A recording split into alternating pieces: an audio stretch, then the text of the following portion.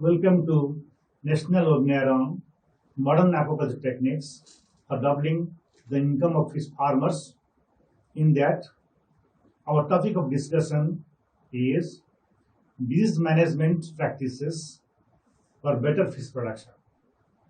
Myself, Dr. S S Mishra, I am Principal Scientist and Head of the Division at ICR, Central Institute of Freshwater Aquaculture, located at Kaushalagan, Bhubaneswar, Odisha.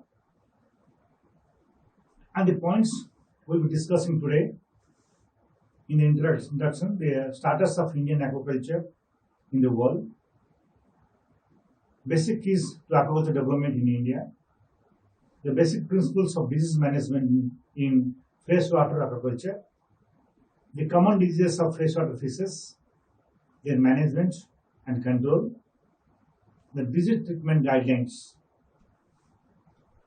As you know, as per the FAO data, fish is highly preferred animal protein worldwide.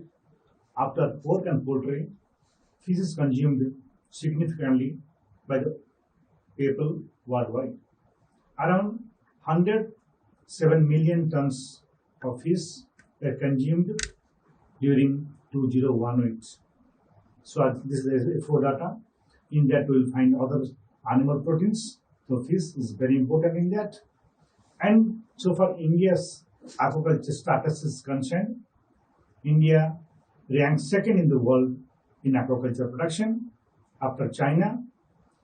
And during 2016, we are producing 5.7 million tons. And we have projected production target of 82 million tons by 2030. And if you consider total fish production, India becomes the third. Now at the third position after China, Indonesia, and India is producing. India during 2016, India is producing 10.8 million tons of total fish, which includes freshwater fish and marine fish. And if you see the target, projected target is 13.4 million tons by 2030. And if you see the share of aquaculture and total fish production during 1986, it was only 23%, whereas from other sources 77%.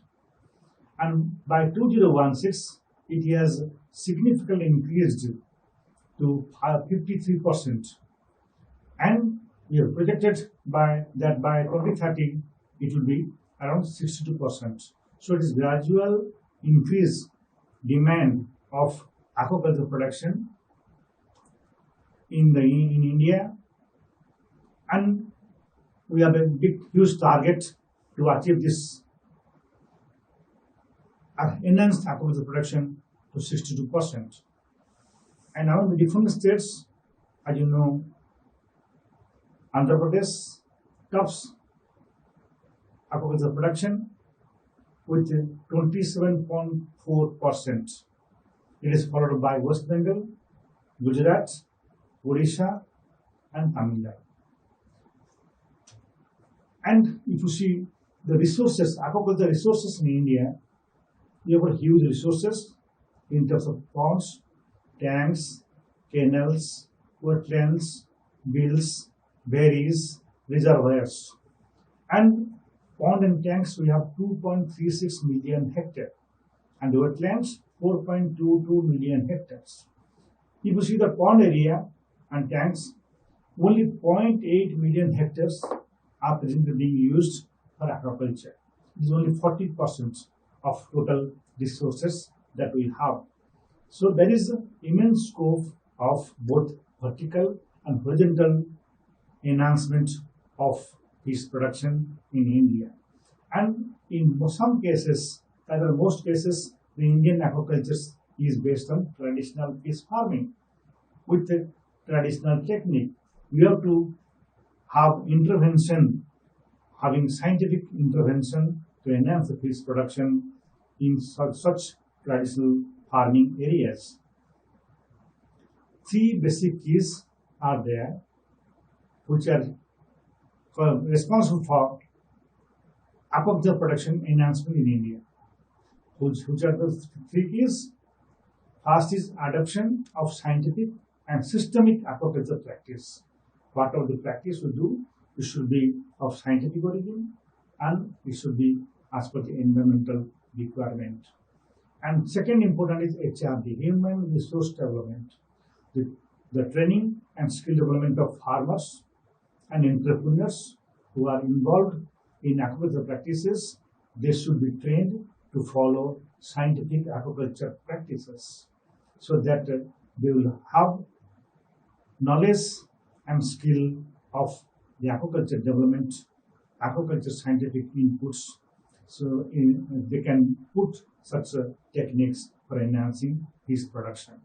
And third is infrastructure and marketing. This is very, very crucial so far the fish production is concerned. There should be infrastructure and marketing facilities so the farmers may get a good price of the produce. So out of that, our topic mostly will focusing on the adoption of scientific and systemic aquaculture practices for sustainable aquaculture development in India. In that the broad area, our topic of discussion will be the disease management. How to manage the disease in aquaculture, freshwater aquaculture. The disease, as you know, is a major constraint to aquaculture development in not only India, it is worldwide. Nearly 10 to 15% production loss occurs due to this disease occurrence. So how this occurs is a very important question. If you know the region by which the disease occurs, so we can able to control the disease. In contrast to terrestrial animals, in aquatic animals, three factors are there which are interacting with each other for deciding the health or disease status of the host. Host is fish. Which are these three factors? First, number one is environment, the culture environment. And second one is pathogen. And third one is the fish. In all culture environments, in most samples you take, you will find pathogens are already there. They are there with limited numbers.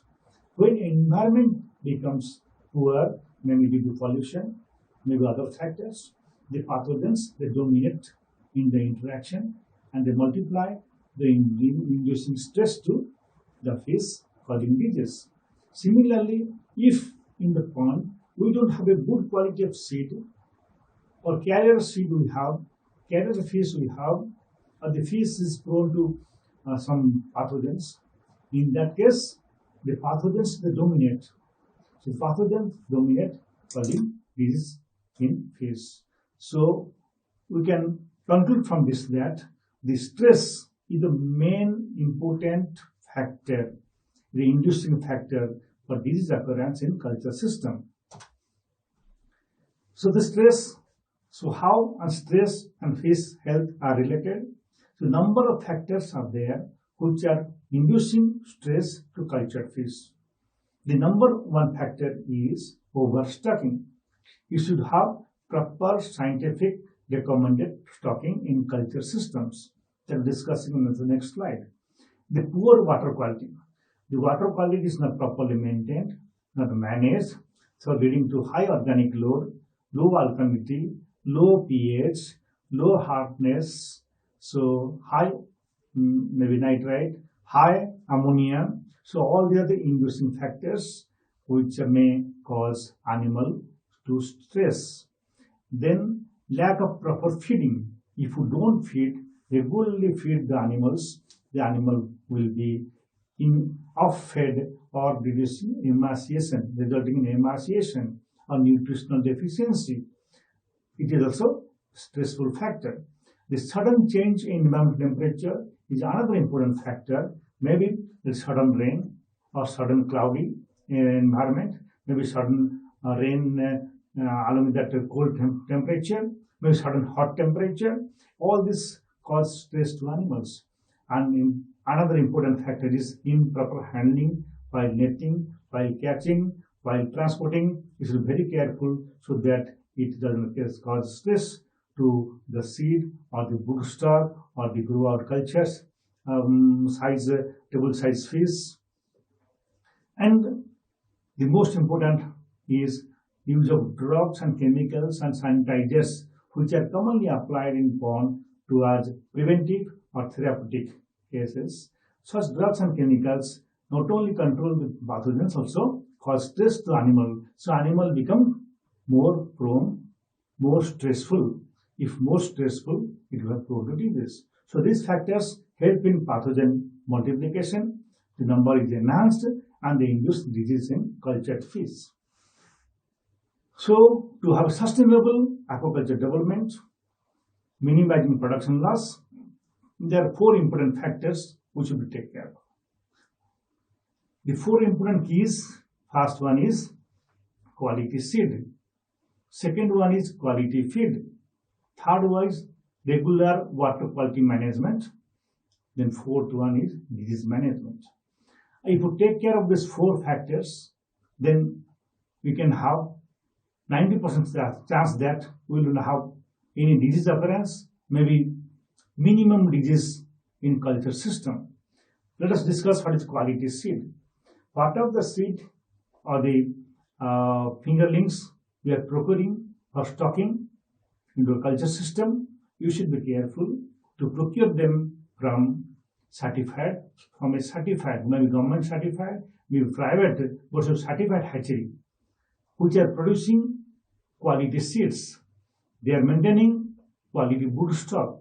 Maybe for Rohu, Labiorohita, we have Jointi Rohu, or we have improved Katla, we have Amur Carp, Pangasius, Tilapia. Whatever the seeds are procuring, you should be from a certified hatchery. The certified hatchery maintaining the certified quality broodstock, and also they are operating a proper breeding technique. Because as you know, if same broodstock is used again and again, maybe that is yielding depreciation and leading to production of inferior quality seed. If quality seed is very poor, they will have production deficiency. Production will not be proper.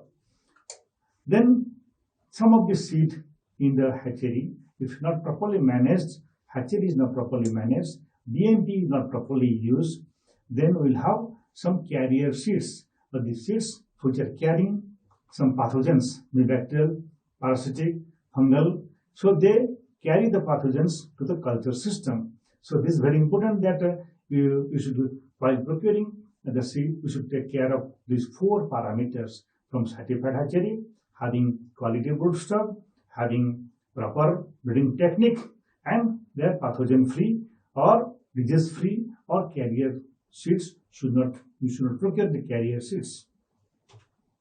Then quality feed. Now, in many areas, even people nowadays, they don't know that the fish also need some extra feed. Besides natural feed, they need extra feed. They should be given extra feed for enhancing production, enhancing growth. If you don't give this extra feed, then nutritional deficiency. The nutritional deficiency may lead to malnutrition. You should have a balanced, nutritionally balanced feed should be given to the fish.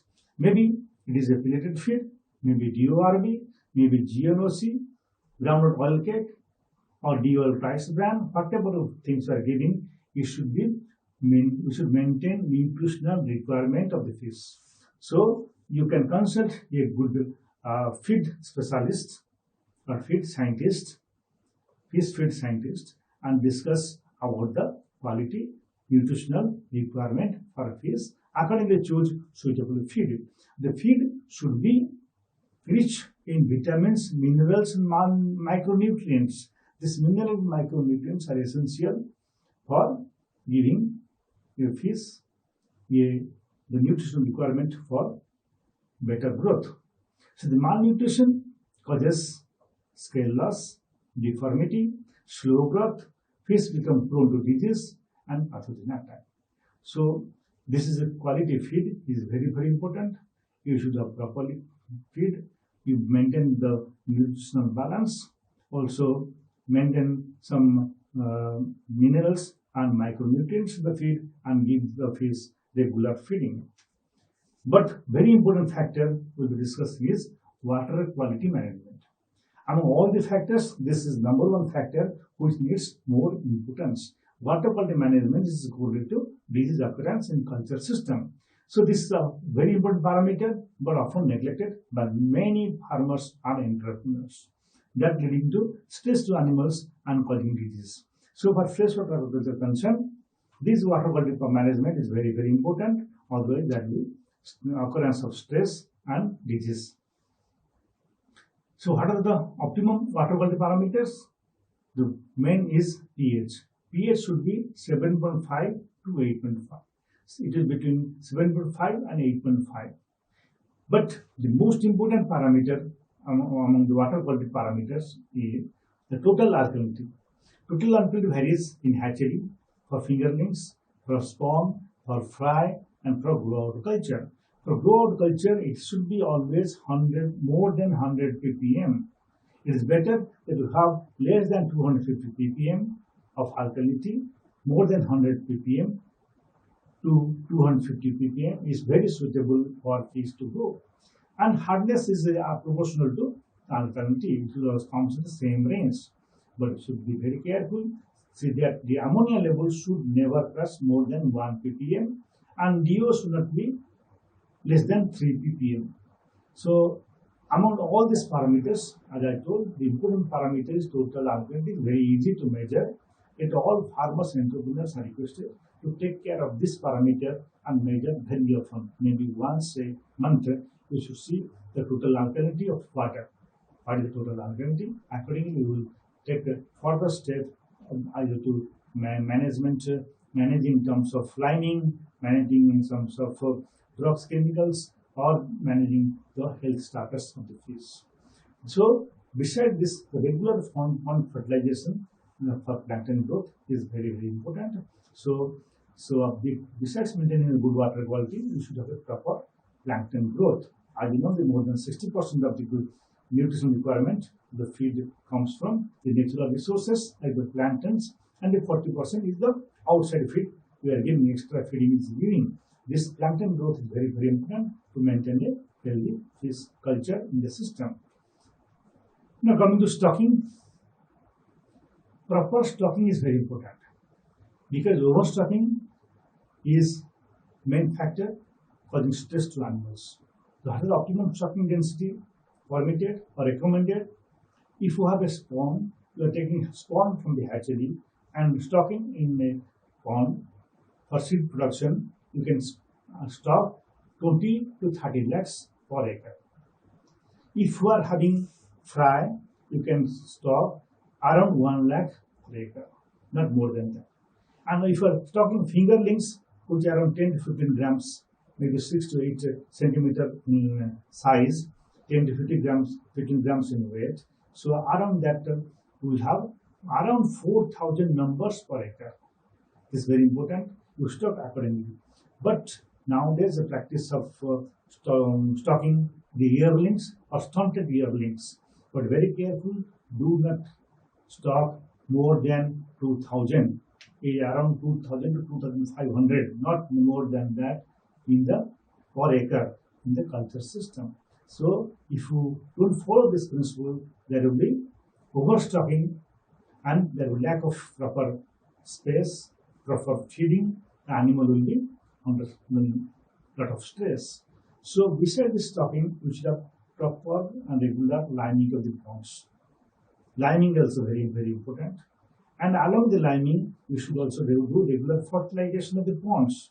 Either use raw cow dung, may use DAP, may use urea as per the requirement of the culture system.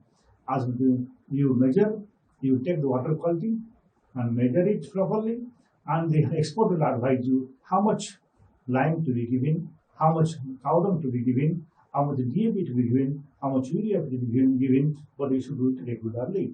So you follow that principle. Then we'll discuss when disease occurs in the culture system. As already discussed, disease occurs due to environmental stress. So when stress occurs, 3 times you find in the 3 phases in a year, which are very important.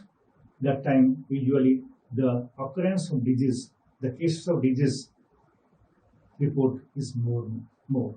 The first one is post rainy season.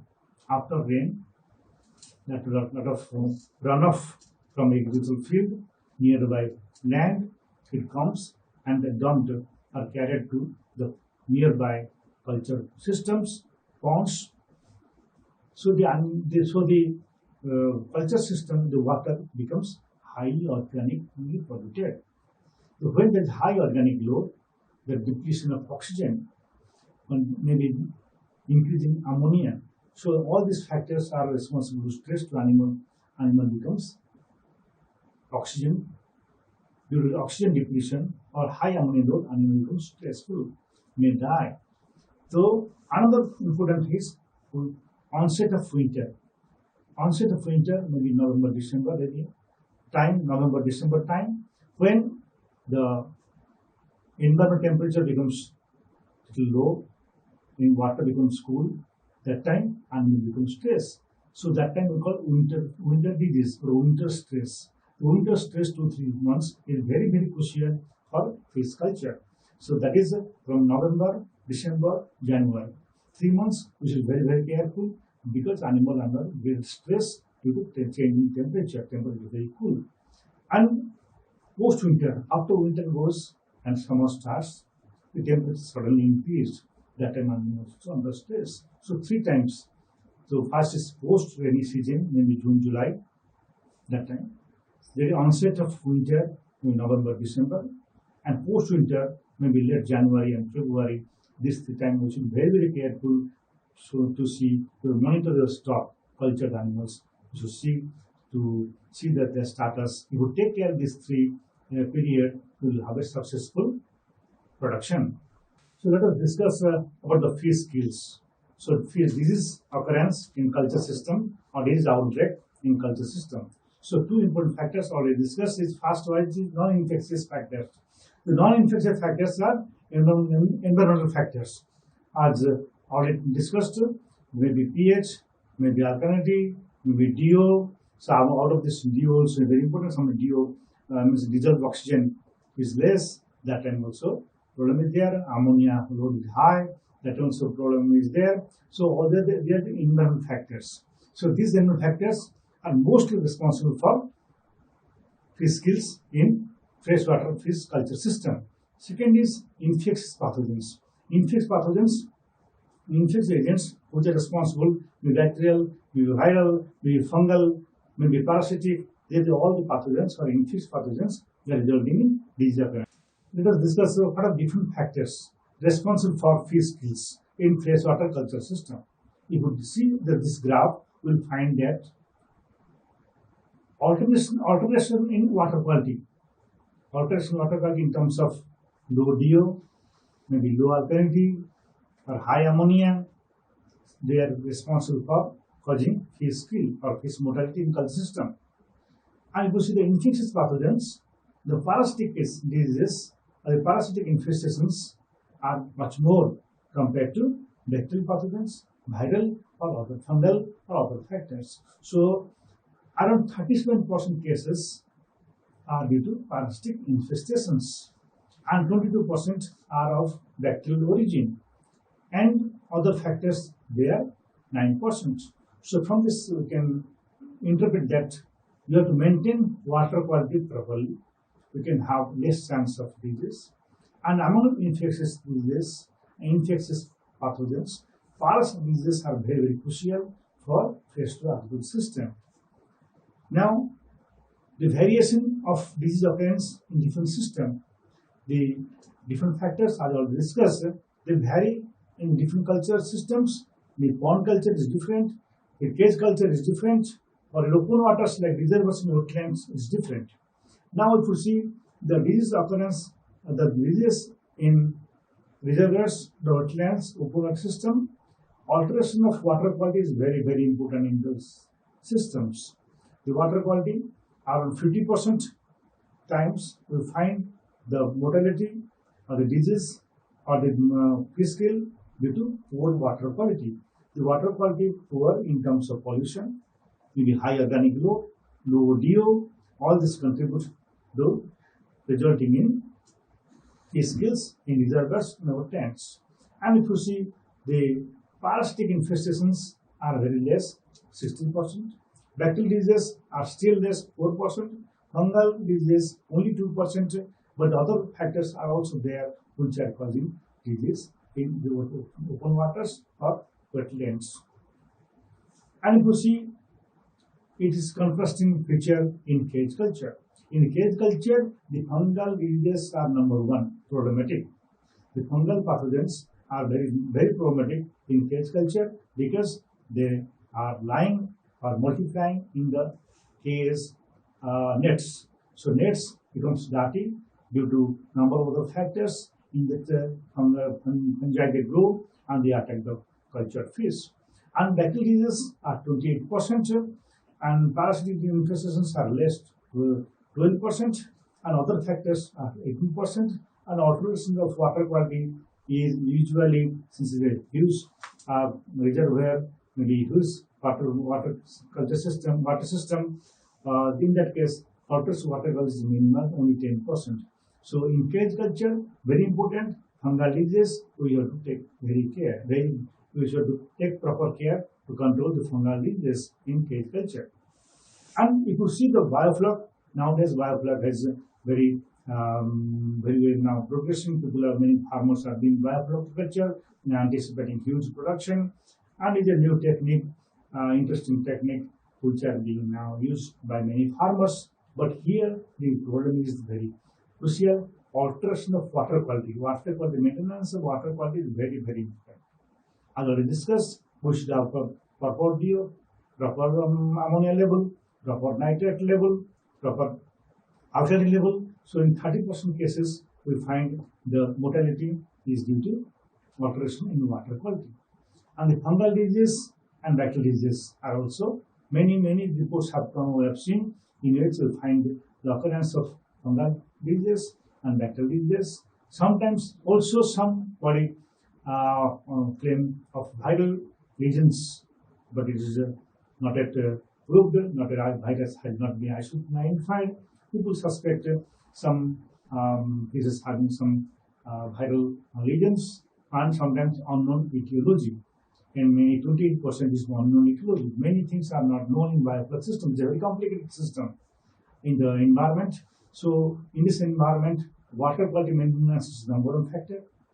And in that case, fungal, bacterial, even if there we can be able to give any sanitizers or antiseptics, antibiotics in the system. Biofloc is a microbe-based system, so you should be very careful while operating such a biofloc system for fish culture. Among the diseases, the rare disease. Rare disease is a bacterial disease, multiple pathogens are there. So many cases we found in the field the rare disease. The rare spots are there all over the body, and sometimes becomes ulcerative, and animal becomes soft-fed, and you will find multiple pathogens are there also in that case, and resulting in multiple bacterial infection, and animal becomes disease due to animal becomes off-fed, and animal not able to grow properly and die. Sudden death may be there. That's a rare disease. Then this is another disease very important is aeromoniasis. Aeromoniasis caused by different species of Aeromonas, genus Aeromonas, species Aeromonas hydrophila, maybe Aeromonas sabria, Aeromonas cavai, Aeromonas viloni, as multiple Aeromonas species are also involved in this aeromoniasis. Very commonly occurred disease in culture systems. Sometimes it is confused with the EUS, but it is not EUS. EUS is sometimes fungal origin. The etiology is fungal. Aphanomyces fungus is involved with secondary bacterial infection, but here mostly the bacterial infection, mostly Aeromonas species, causing ulcers, skin lesions, and hemorrhages, and the ulcers become so severe, animal die due to this ulcerative disease. Then There are some cases of tail rot, fin rot disease. This is bacterial disease. Symptoms I will find erosions of fins, so sometimes total loss of fins. In that case, multiple bacterial pathogens are involved in tail rot and fin rot. I will find that when there is poor water quality, as in most bacterial infections, the poor water quality in the culture system is the main inducing factor for enhancing the number of bacteria in the system. Also, when bacterial load is high, the animal is prone to disease. Then another very important is columnized disease. This columnized disease is caused by Flabacterium columnari. Earlier, this was known as Cytomycete columnari or Flexibacter columnari. The major disease is the major case in warm and cold-blooded animals. In all size groups are affected. We will find some lesions on the head, sometimes called saddle disease because of the on the head or back portion. Some ulcers are there, some yellowish patches are there, and this is due to high organic load in the culture system, which leads to induction of bacterial multiplication, more pathogens. So more pathogens causing ulcer, and the ulcer becomes sometimes severe and may lead to death of the animal. Another important bacterial disease commonly reported in culture system is dropsy. It is also called edema face disease. It is a bacterial infection of the kidneys. Mostly the Aeromonas species is involved in this case. There is swelling of abdomen due to fluid retention in internal organs, and we will find accumulation of fluid, so the belly portion is swollen, and water quality, poor water quality is a factor responsible for this disease dropsy. In that, multiple bacterial pathogens are also involved. Besides Aeromonas, some Pseudomonas, Rhodocilla are also involved in these dropsy cases. And another very important is bacterial septicemia. It is also called hemorrhagic septicemia. It is caused by motile Aeromonas and Pseudomonas species. So Aeromonas, in those cases, you will find some fluid retention underlying the skin, the scales, below the scales, so ruffled scales. So it is a bacterial disease, sometimes becomes severe, animal die without showing some critical symptoms. Another important is bacterial gill disease. The gill is affected and the agent is Flabacterium branchiophyllum. This Flabacterium multiplication occurs, as we already discussed, due to the poor water quality environment and stressful environment, high organic load environment, overcrowding. All those environment cause stress to animal, so the Flabacterium, they multiply in numbers and dominate and attack the stressed animal. So this is characterized by attachment and proliferation of filamentous bacteria on the gill mucoid surface. So sometimes we confuse it with the fungal disease, not a fungal disease, the bacterial disease, and it can be properly controlled with suitable antiseptics and antibiotics. Then viral disease in fish.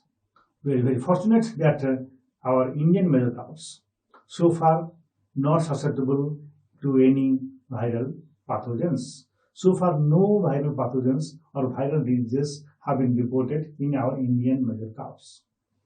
Although some of the ornamental fishes which are imported from outside, we find in some cases occurrence of some viral diseases in ornamental fishes, like viral pathogens like cyprian herpes virus 2 or Hui rana virus, carp edema virus, megalocystis virus, goldfish hematopoietic necrosis virus have been isolated and identified, and some work is done by our institute also in identification of the pathogens, viral pathogens in ornamental fishery. However, these pathogens so far not affecting the Indian major cows. But important is tilapia lake virus. Tilapia lake virus is a orthomyxovirus virus which is affecting the tilapia fish. So this is the first major disease of tilapia, which is affecting tilapia tremendously. But the report number of occurrence of disease is less.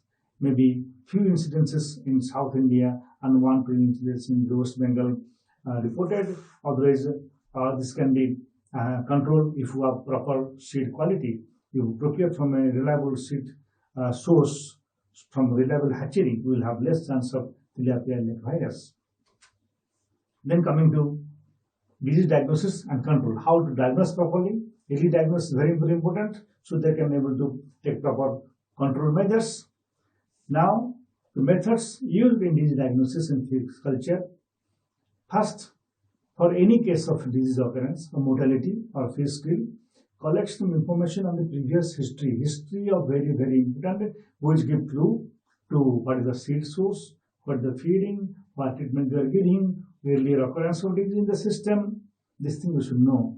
And on-site observation, it is very, very important. A successful farmer should go and visit the farm early in the morning. He should stay nearby and early in the morning go to the farm and visit. And in that case, like Dr. visits the word, a farmer or entrepreneur should go and visit the pond site early in the morning. That time will know actual condition of the fish in the culture system. If they are swimming behavior, the swallowing behavior, if they are sick, they will lethargic, lying apart from the shore, so we'll find some problem is there in the fish.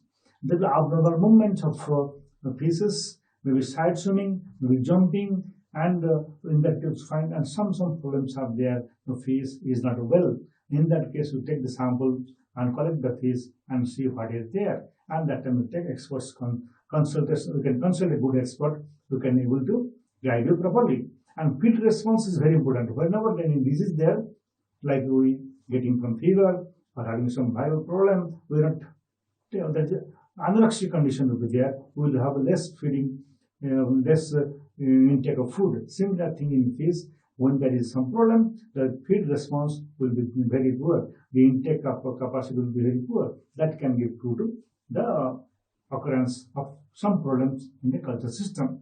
Then the common antiseptics for bacterial diseases, we have some antibiotics, many antibiotics, many brands are commercialized. What is shown is some of the few examples. In not only that, they are not only antiseptics which are being marketed, nor persuading to use only those antibiotics, but there are common antiseptics which are commonly used in culture system. Number one is benzyl cholium chloride, BKC.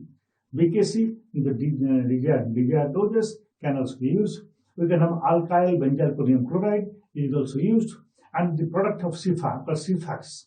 It is a very important product of the institute, which is very, very successful in controlling in the EUS, epigenetic ulcer syndrome. So the dose, some normally we recommend is 400 ml per acre per meter water depth, and for treatment purpose we just double the dose, 800 ml per acre per meter water depth. And some other antiseptics are dodecyl dimethyl ammonium chloride, called Socrana WS, are also used by some farmers, which is also very effective. And antibiotics. Now, very, very important, everybody should not use all the antibiotics which are used in human medicine or animal medicine. We have to follow US FDA guidelines. US FDA has permitted certain antibiotics which can be used only in aquaculture. They are for water treatment or antibiotics to be given via water. Two antibiotics, oxytetracycline and clotrimazine. Clotrimazine is a combination of trimethoprim and sulfadiazine or sulfamethoxazole. These are the two antibiotics which are permitted for use in water. You use only those antibiotics. Don't give more than that, otherwise there will be chance of AMR, drug residue, and development of antimicrobial resistance. So, what of the antibiotics are using? You consult an expert, and as per the expert guidelines, use the antibiotics. Antibiotics given by feed is oxytetracycline or purazoledone or clotrimazine. We can use in the field with the desired doses are mentioned here in the slide. You can follow this one, but don't give any other antibiotics which have been used in human medicine. And here there are the other some of the other permitted antiseptics, antibacterial agents used in aquaculture. So as per the required dose, required guidelines, you follow this and use in your culture system for controlling the preventive or control measures in freshwater aquaculture.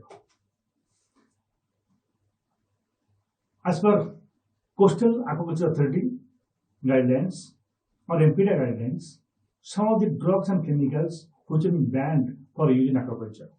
The list of 20 drugs and chemicals which have been banned for use in aquaculture. Please all farmers, entrepreneurs take note of this. So these drugs and chemicals should not be used in aquaculture practices.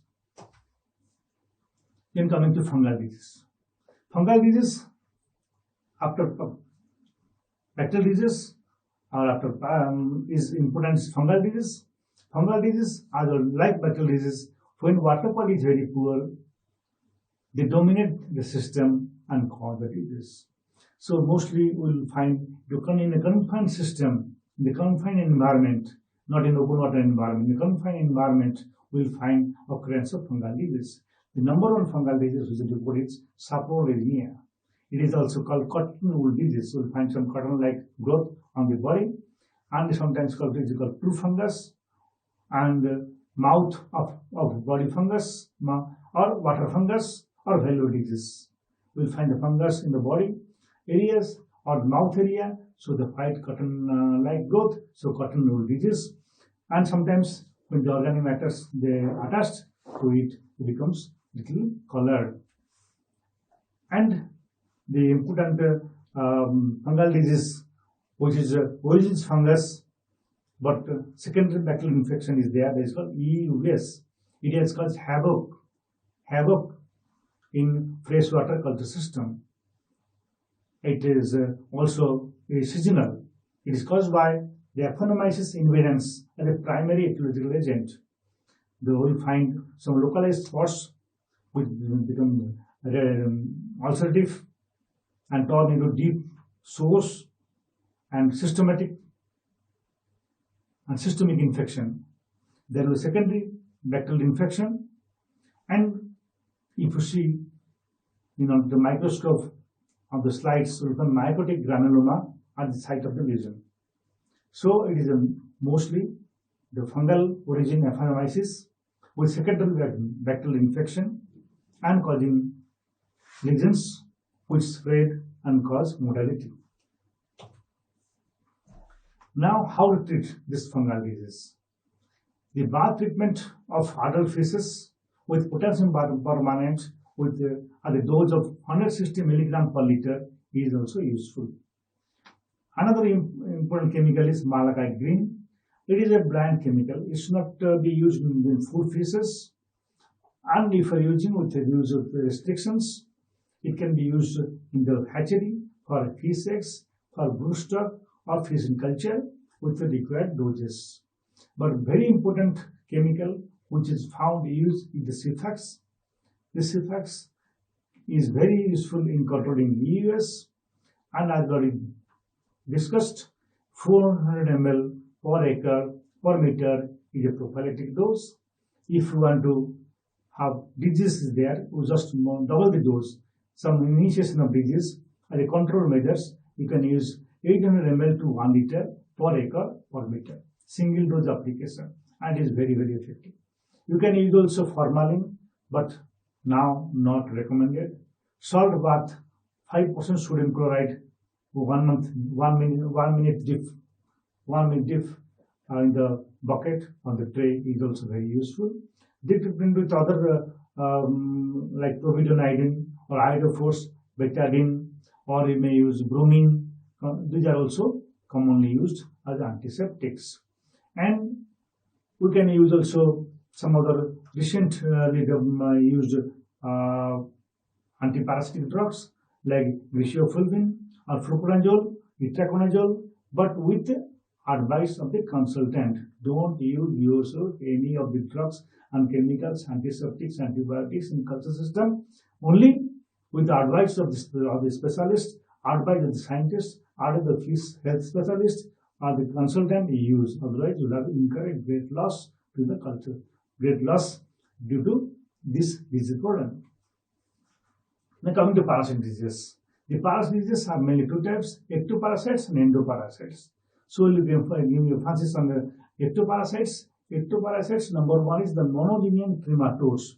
Among this comes dactylogytis, is very, very important. Dactylogytis is the skin fluke. It is attached to the surface of the skin and sometimes fins and gills by a hook. So this is also many cases have been reported under field condition with skin flukes. But we have another gill fluke, dactylogytis. Dactylogytis is very commonly occurring under the field condition. They attach to the gills and then multiplying numbers look like a smear. The animals become stressful because they cannot respire properly, take oxygen properly. So this may lead to stress and death. So another important parasite, crustacean parasite, is Lornia. Lornia, like a hook type hook, they are having 22 millimeter long parasite having a hook. They attach to that hook to the body surface, and sometimes they cause lesions. So lesions are subsequently secondary infected. But the most important parasite which causes havoc in freshwater culture system is Argulus. The Argulus, it affects skins, gills, fins, tissue damage, causing red spots, followed by ulcerative condition. So we can grossly see the parasite. If you take the parasite grossly, you can see movement of parasites. Under microscope, you can see the structure of the parasite. And some of the other parasites are the myxozoan parasite, Myxobolus. Myxobolus phrygis are found on the gill surface. And if we examine on the microscope, we can see the parasite. Parasite cysts are there. You can see typical parasites as shown in the picture. Then another called ick disease or white spot disease, the Ichthyophilus multifilus. The round to oval-shaped ciliate protozoan parasite having a horseshoe-shaped macronucleus. By the identification marker of this parasite cyst is the macronucleus. By seeing this macronucleus, you can identify the parasite under microscope. Now, if you see the total parasitic disease, occurrence of single or multiple parasitic infestations in culture systems, we will find single parasite or multiple parasites are involved in occurrence of disease. And if you closely see this map, we will find 30% cases will find Argulus infestation and 26% Dactylogytis infestation, and we will find Myxobolus 8% cases. But sometimes Dactylogytis is mixed with Argulus 11% cases, and Dactylogytis with Myxobolus some 4%. So they are the cases which have been reported to our system, and these cases reported to us in SIFA. Now, treatment of parasitic diseases. So it is very important pathogen to be controlled, and different antiparasitics, drugs and chemicals are available in the market to control this parasitic infestation. But as already discussed, I told you that always consult an expert before their application in aquaculture. Otherwise, you will be doing more harm to the cultured animals than doing any help to the farmer, to the cultured animals. So the common recommendations lime is the calcium oxide is number one drug chemical, what we call, is very effective in culture system. The normal dose is 100 kg per hectare, or to enhance the alkalinity. As you know, water quality is very important. If you enhance the alkalinity to a required level, we will find less chance of disease. Then comes antiparasitic drug, comes the copper sulfate. Copper sulfate is good for ectoparasitic infestations, but it should have a restricted use. Then formalin. Formalin is also very effective, but is now a restricted use of this particular chemical because maybe there may be some cancer. So now people are not using formalin. But salt bath is very effective. 5% sodium chloride, 30 seconds to 1 minute warm bath is very, very effective. But if you see the different drugs and chemicals which are being commonly used for controlling bacterial disease are cypermethrin, cleaner, or deltamethrin. Some of the products are Botox or Ectodel. This is more effective than cypermethrin. And some of the oral products are ivermectin or lamectin or amitraz or imidacloprid. Imidacloprid also effective, but never use a single antiparasitic drug in the farm. Sometimes, suppose you are using cypermethrin this month, next time you use deltamethrin, and next time you use ivermectin or emamectin benzoate in the feed, and sometimes amitraz. So don't never use the same chemical again and again in the farm. But all those part I give stress that always consult the expert before using such chemicals in aquaculture system.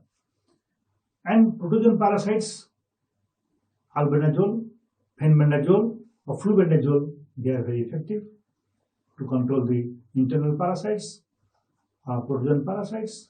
But as already discussed, we should always take the advice of an expert before using such chemicals, drugs in aquaculture system. So far as institute is concerned, our division has published number of publications for the benefit of the farmers.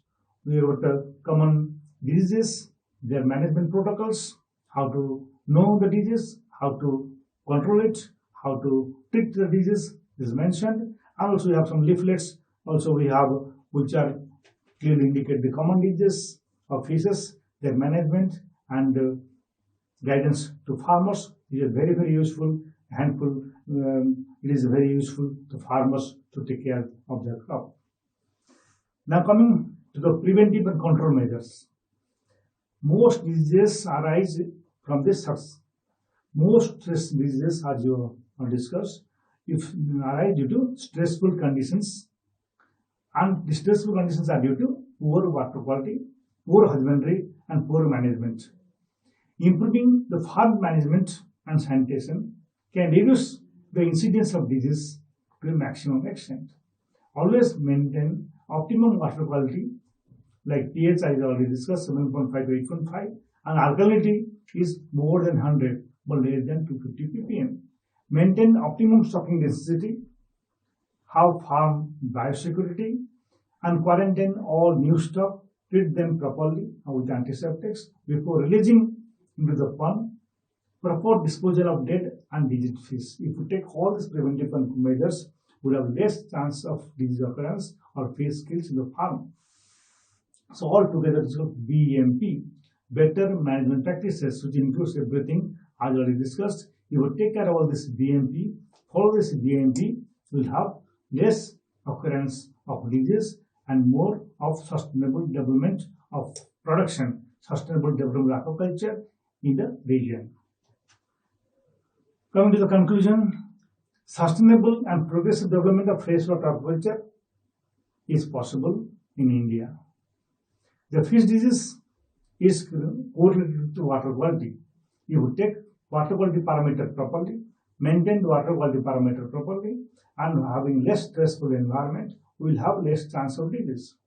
Periodical monitoring of farm with farm hygiene and sanitization is very, very important. Can considerably reduce the occurrence of disease incidences in the system. Always consult the specialist before applying any sort of drugs and chemicals in your system, because they may do more harm, or the proper withdrawal period, proper concentration should also be utilized while treating the fish in the culture systems. So the take-home message from this: maintaining optimum water quality with less stressful environment is the best approach to disease management in freshwater culture. If you maintain a proper water quality with the BMP, there is no chance that 90% chance there is no chance of disease occurrence in the system. So there will be progressive and sustainable development, sustainable production in the culture system. And thank you all. For further information, please contact our institute or me with the email or the WhatsApp number given here. Thank you all.